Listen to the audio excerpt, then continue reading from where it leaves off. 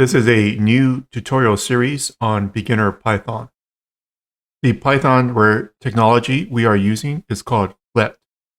The UI is made 100% in Python. This is a visual novel where there's a title, there's some text, there's a different character.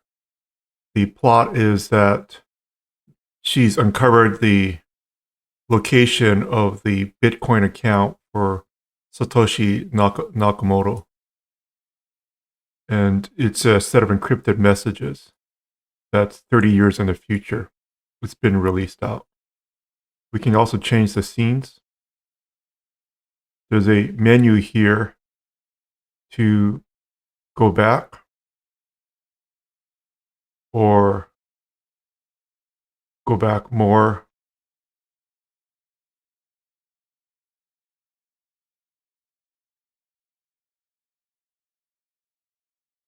I'm also using a SQL database called SQLite with SQLModel so that it will save the state of the application between restarts. So let's start it up again. And it's at the same, it'll start from the same location. So there's a database that's tracking what page you are in the storyline.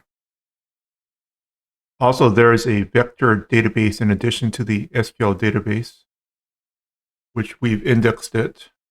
So this, the word fighter, but for similarity search, if you type the word battle in, the fighters comes up at the largest match. So it's a tutorial as well on how to use a vector database. So just so you're clear what similarity search is, there's no actual word for battle that's in the text.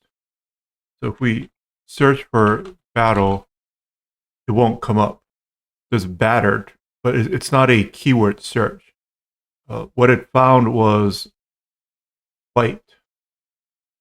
And the vector database will look for the similarity between fight and battle.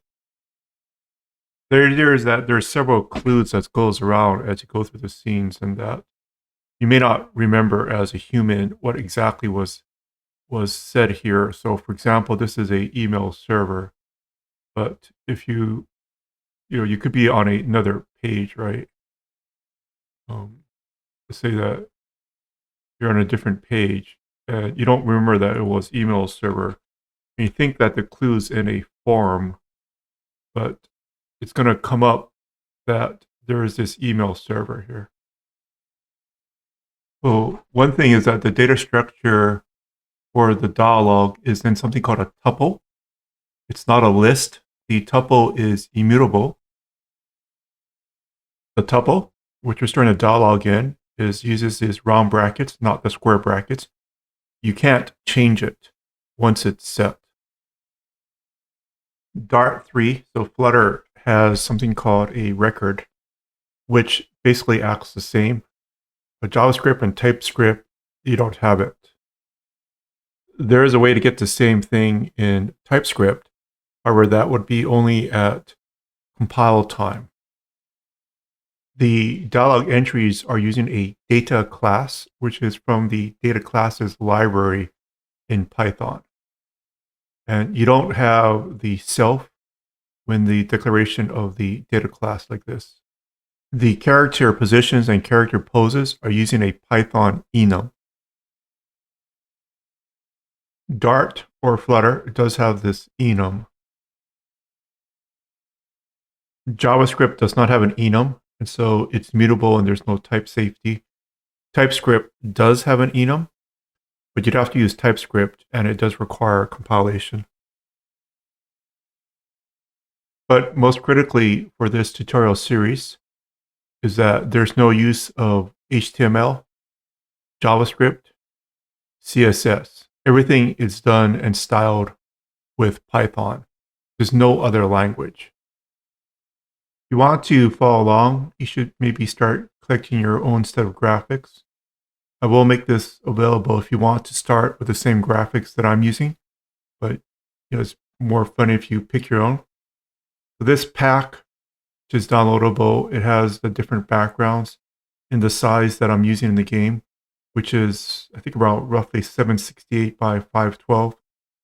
It has 6 character poses. There's Aki and then Hiroshi.